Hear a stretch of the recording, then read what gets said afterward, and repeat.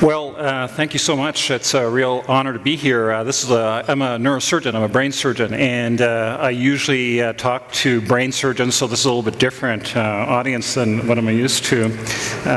But I think the reason I'm here is because you're interested in adjusting programs, and you work with software and hardware, and I do too. My software and hardware is the human brain. And what I do is I go into the brain and I adjust the circuits in the brain. I adjust the activity of circuits in the brain. So some circuits, for example, are underperforming, their output is insufficient, and we're able to, using electricity, boost up their activity. So turn up the volume or the gain on the circuits. And then there are other circuits that are misfiring, malfiring, causing trouble. A good example might be someone with epilepsy or someone who's hallucinating. So there's this excessive abnormal activity in the brain, and we're able to go there and turn it down using electricity again. So what I'm going to tell you about today is really this idea of going anywhere in the brain and adjusting the dials on those brain circuits, on those brain functions. And we don't do this in normal people, at least not yet, but we do this in people that have neurologic and psychiatric illnesses. And the concept is really based on the idea that different functions in the brain are localized in different circuits. So for example, there's a circuit that controls your movement, another circuit that controls your vision, other circuits that control your appetite, whether you're hungry or not. This one is probably quite active now since it's just before lunch. There are circuits that control your mood, whether you're happy or sad, and there are circuits that control your memory and your cognitive function. So under normal circumstances, these circuits are functioning well, and you have the beauty that is human life all function. But sometimes things go wrong in the brain and these circuits don't work as they should, and that's when you start getting a disease, the signs and symptoms of a disease. So for example, when that circuit is a circuit involved in movement, you might get something like Parkinson's disease, which is a disorder where movement is impaired. When the circuit is the visual circuit, then you're blind or you have impaired vision. When it is a circuit that is, for example, appetite, if your appetite is out of control, then you might become obese, for example. If it's a circuit that regulates your mood, and is stuck on a sadness setting, then you might become depressed. And if it's a circuit that involves your memory that is dysfunctioning, then this is, of course, what characterizes Alzheimer's disease. So what I'm going to tell you about is going into these various circuits in the brain and adjusting their activity, turning them either up or down, and we're going to do that using this technique, and this is called deep brain stimulation. And what this involves is the patients are awake during the surgery, we freeze their skin, we drill holes in their head, 1 or 2, and then we place these electrodes in their brain. And we can place these electrodes anywhere in the brain, and it looks like this. So here's the electrode in the brain, and then underneath the skin, we tunnel this cable all the way down to a pacemaker here, and through the skin with a remote control, very much like you would adjust the volume on your television, we are able to turn and adjust how much current is delivered on an ongoing basis, usually 24 hours a day, to these areas of the brain. So basically what we have to decide too is in which patient do we put these electrodes in, and where in the brain do these electrodes go, and in which circuit do we want to modify, which circuit do we want to adjust the activity. So this is what it looks like in an MRI. So this is the electrode in the brain, and you see the contacts here. So that's what it looks like, and that's what we're going to be talking about today.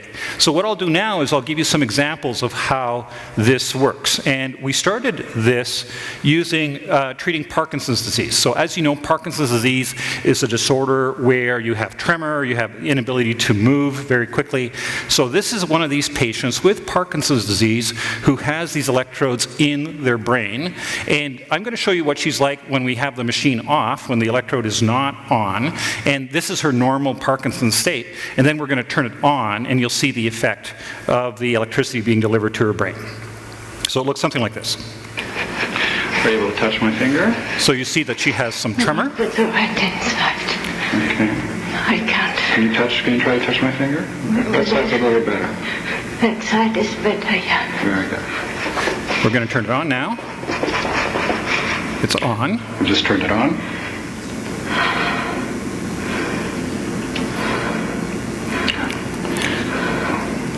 So this works instantly.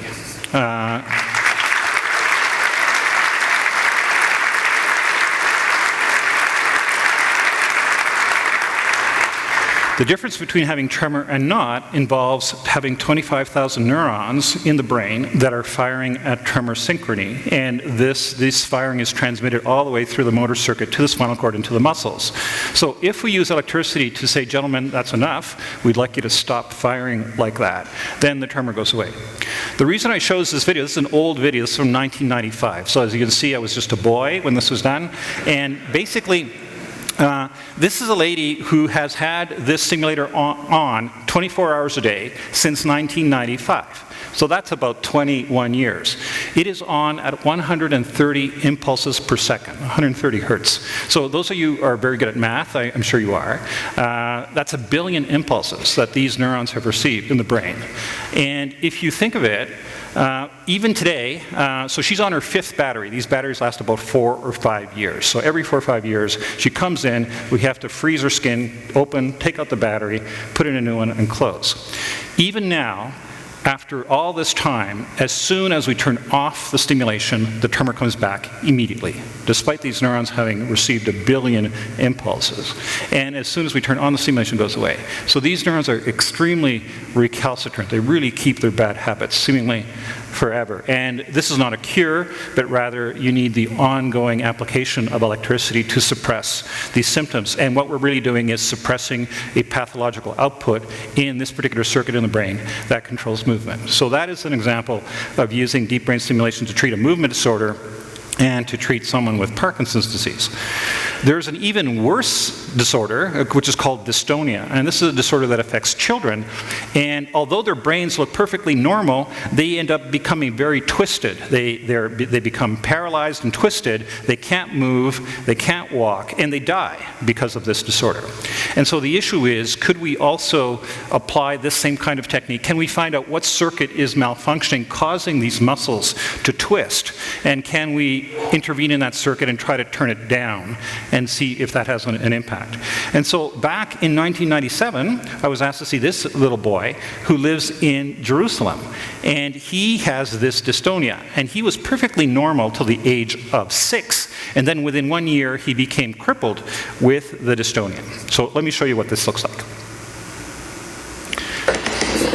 So you see how twisted his arms and legs are, and really within 1 year, when he was 7, he could no longer stand up, he could no longer walk, and became crippled, like this. Okay, that's fine. Okay. So here he is, we're propping him up to stand him up, and you can see how much difficulty he has because his body is twisted, his legs are twisted, his arms are twisted, and his trunk is twisted. So this is a boy, this is a genetic disorder. There are 8 children in the family, and 5 of them have this disorder. So it's autosomal dominant, so it's a dominant disorder. And the only way this child could get around independently was by dragging himself like this on the floor. So the natural history of this is that we expect this child to get worse and worse and really to be dead within 2 or 3 years from the dystonia. And the question is really, what can we do about this? And, back then, we did not know what to do for this child. We didn't know whether we should operate on him. This had never been done. But we said, let's take a shot at it. We don't know if this is going to work, but it's worth a shot because it's almost inevitable. The drawing is on the wall as to what's going to happen to this boy. So we decided to put electrodes in his brain into this motor circuit to see if we could influence the motor circuit. And not knowing whether this would work, not knowing whether it would be safe. So we did this operation. He then went home back to Israel, and then they sent me this video 3 months after the surgery. And here he is.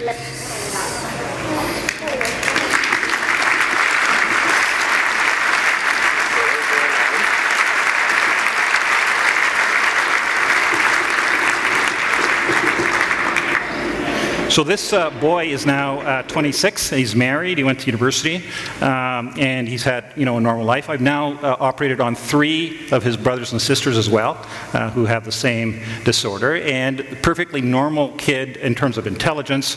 And this is all related to neurons in the brain that are misbehaving and sending signals to the body to twist. And if we find out where these neurons are and use electricity to tame them, then we can get this kind of result. And really, this is an extremely satisfying case, probably the most satisfying case of my career. And this operation is now done all over the world. There have been hundreds of children now that have received this operation, so that I think that we can really say that we've had an impact on this kind of disorder.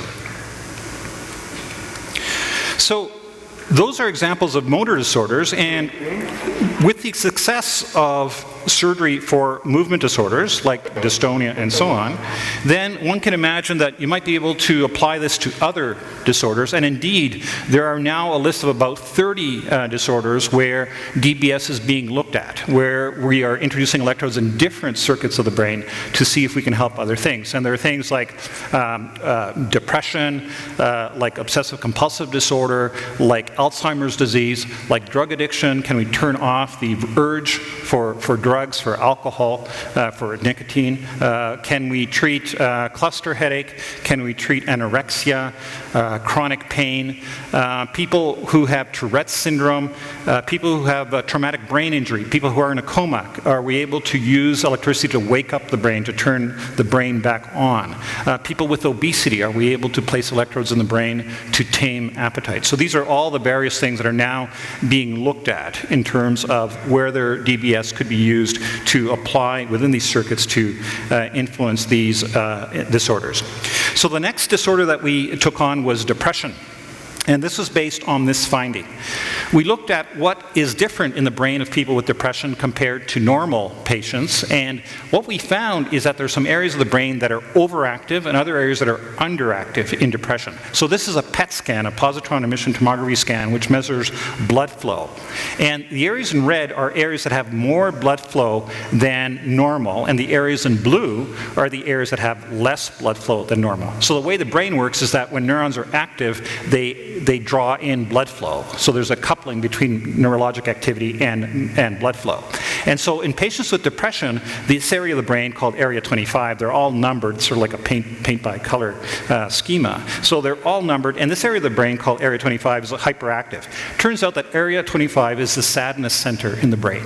So basically, your sadness center is on overdrive. You're stuck in hyper sad mode when you're depressed. And the other areas of the brain in blue are shut down. So these are the frontal lobes. These are areas involved in motivation and drive and decision making. So people who are severely depressed cannot make decisions. They lack motivation. They're apathetic. And so basically we found that there's a signature in the brain. There are areas, there's circuits in the brain that are overactive or underactive. So we decided to tackle this in patients with severe depression. These are patients who have been ill for years, who've tried all the drugs, who've even tried electroconvulsive therapy, that's shock therapy, and are still severely depressed. And what we decided to do was to place electrodes in this area here, area 25, to see if we could turn it down and to see whether that would have any effect. So indeed, what we were able to show is that baseline area 25 is high, and we are able to drive it down so that it starts in red, and then 3 months later or a year later, you see that it goes down to blue. In fact, we overshoot. We turn it down too much.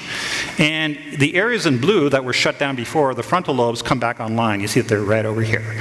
So the issue then is we're able to correct this circuit malfunction in the brain, and it turns out that about 60% of the patients in whom we do this get better. And let me show you what this looks like. So here's a lady who's in her 40s, who's severely depressed, who's had ECT, who comes in to the hospital. We put these electrodes in, but then we send her home without any stimulation. We ask her, what's it like at home without any electricity? Well, let's see how I feel now relative. I felt a lot better in hospital, a lot more confident. I could see a future. But as the week wore on, probably about midweek, I was down at my very worst of my depressions. I was right down there at the bottom, and couldn't motivate myself to get up and do anything and just beat on myself because I needed to get some things done around the house, and I couldn't seem to get up. All I did. So this lady basically spent the entire day sitting in her couch looking outside the window. She couldn't get anything done because of her severe depression. We turned on the stimulator, and a year later, this is what she's like. Well, things are going fantastic. There were things like I couldn't make it down to the main floor to even pick up something and put it away. And now I'm down there working. I've got my own business getting started, and She opened up a cat hotel. Life is great. Looking back over the 7 past years were lost totally in a haze of depression, where I was so immobilized. I couldn't move, I couldn't make plans, I couldn't organize things. Now I enjoy, I make my lists, I organize, and I get going on things, and I don't know, life feels really great and normal now. So basically, these disorders like depression are brain disorders. They're circuit malfunction disorders. Areas of the brain are malfunctioning. And we can go into these circuits and we can tune them. And in many cases, we can improve function. So this is now in a phase 3 clinical trial. And if this proves to be safe and effective, this could become a new therapy for patients with severe depression that have failed all other treatments and who are still disabled. So this is something that we'll see if it becomes a reality in the larger scale. So I've shown you so far that we can apply DBS into circuits that control movement, circuits that control mood. Could we use DBS to make you thinner and smarter? And anybody interested in any of that here? So this was an accident. I'm going to tell you about an accident that occurred or something serendipitous that occurred. So we were asked to treat a patient with severe obesity, a man who weighed over 400 pounds, and we started looking at, well, where in the brain can we put electrodes in to turn down appetite? So start looking in the literature, look at the animal literature, and sure enough, there are experiments out there in monkeys and in rats and in cats where there are areas of the brain in the hypothalamus where you can burn areas of the brain, destroy them, and it causes a change in appetite. So for example, in this example here, this is the ventromedial hypothalamus near the midline, and if you burn the ventromedial hypothalamus on both lines, if you destroy it, this is the satiety center. This is the area of the brain that tells you you're satisfied to stop eating. So if you destroy that, then you no longer get the sensation that you should stop eating, and you keep on eating forever incessantly, and you end up looking something like this cat does here, right? On the other hand, there are also nuclei that are hunger nuclei, and if you destroy those, then you're no longer hungry, and then you don't eat, and then you end up looking like a cat like this. So we thought, why don't we put electrodes in these areas of the brain in humans, in a human, and see if we can suppress their appetite, see if we can increase their sensation of fullness, of satiety, or can we suppress their sensation of hunger. So we got permission to do this in one patient after a year and a half of negotiating with our ethical committee. And they gave us permission to operate on one patient. So they had a lot of confidence in us, obviously, so they gave us permission on one patient. And basically, this is a patient who weighed 420 pounds, who had been obese since teenagehood. And the way these operations are done, the patients are awake, and we are putting electrodes in his brain, and as we advance the electrode in his brain, we're turning on the electricity, and we're looking for a spot in his brain where his appetite goes down. So we ask him, how hungry are you from 0 to 10? So his answer, 9.8, right? That's his baseline answer. And we're putting the electrode in, turning on the electricity to see whether it goes from 9.8 to something less than 9.8. And that would tell us, aha, we're in the right place, or eureka, right? So we're doing this in the operating room. We turn it on at 3 volts, and the first thing he says, I'm 20 years old. I said, what? You're 53. he says, no, I'm 20 years old. I'm in a scene and I'm 20 years old. Well, what are you doing? He says, I don't know. It's all in black and white. It's all foggy. We decide to increase the current from 3 volts to 5 volts.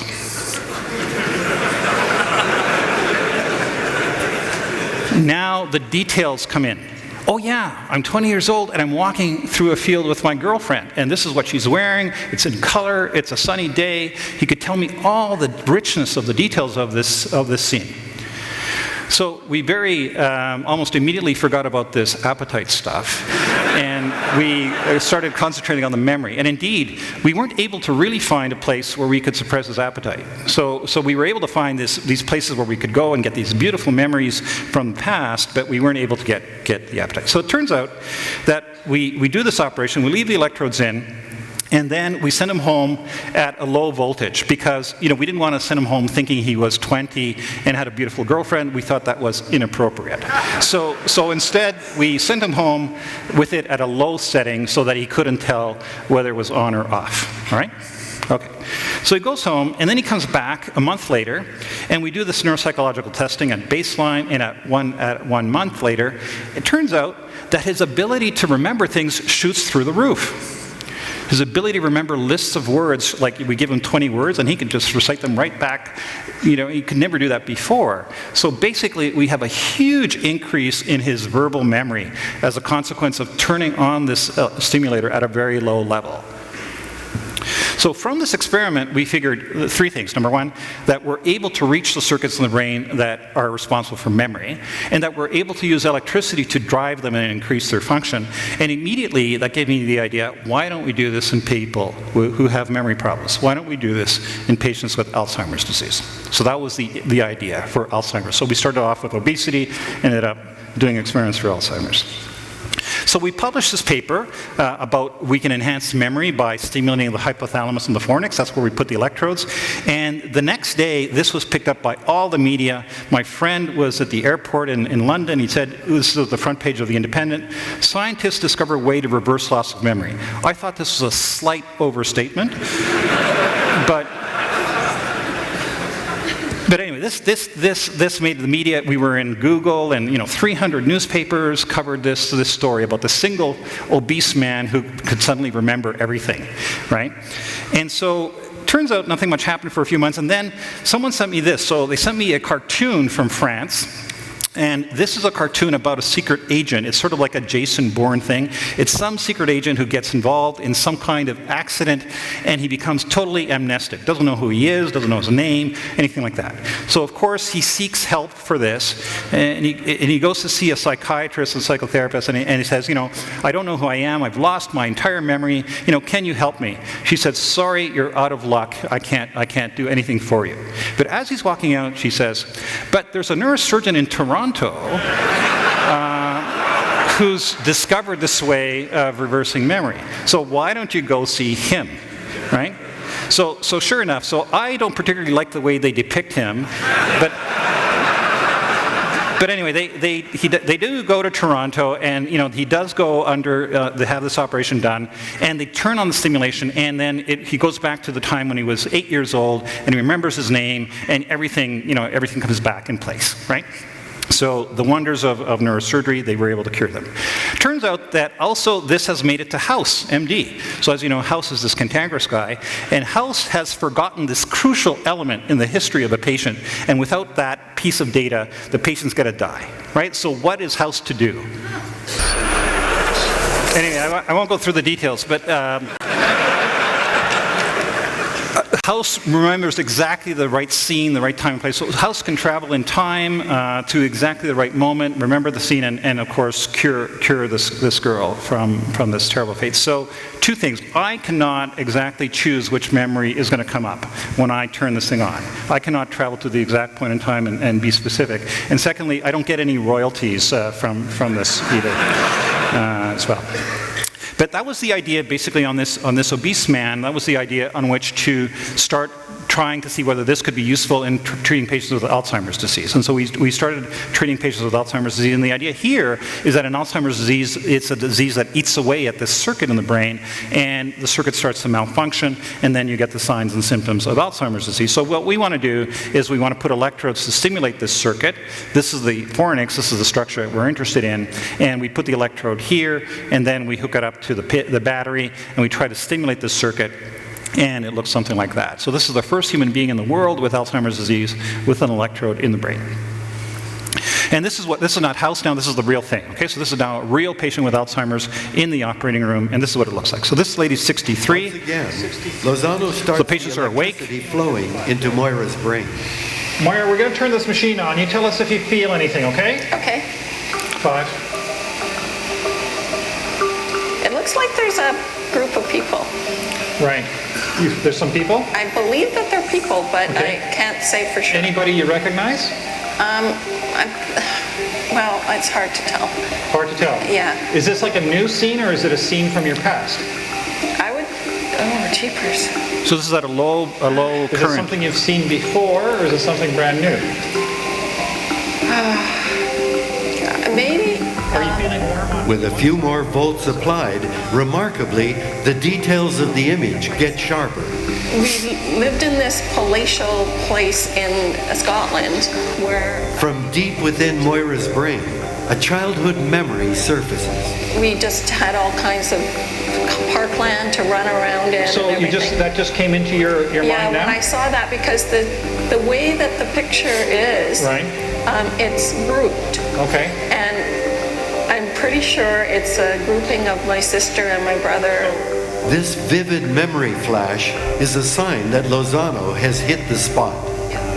I think it's very suggestive that we're in the right place, that we're in a circuit in the brain that regulates memory and that we're able to tap into it. We hope that this then translates into being able to activate this circuit and to boost up its function, and this in turn will lead to an improvement in memory and cognitive function.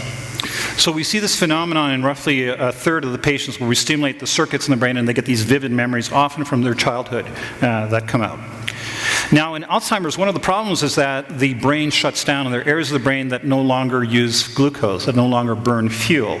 And that is seen in the top figure in blue. These are the areas in the brain. This is a fluorodeoxyglucose PET scan.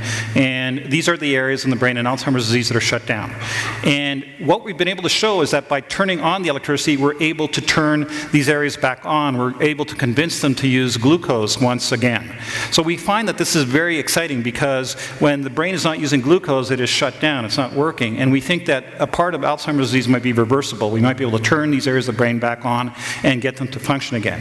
And this is analogous to having a power failure sort of in an area of the brain where their lights are out in an area of the brain. And the question is, are the lights out forever? Can they be turned back on?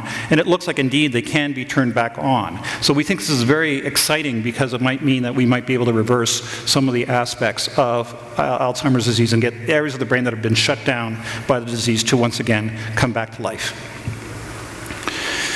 It turns out that in Alzheimer's disease, your brain is being eaten away, and as you progress from 0 to 3 years to 6 years to 9 years in the illness, your brain is shrinking and just being eaten away. And this part of the brain, called the hippocampus and the temporal lobe, is shrinking away. And as it shrinks, then your memory function gets impaired. So here, you can't remember people's names. Here, you get lost. You can't be left alone in your house. Here, when it's severe, you would not, for example, be able to recognize your children. So as you lose more and more of this circuit, your brain circuit, then your memory function deteriorates.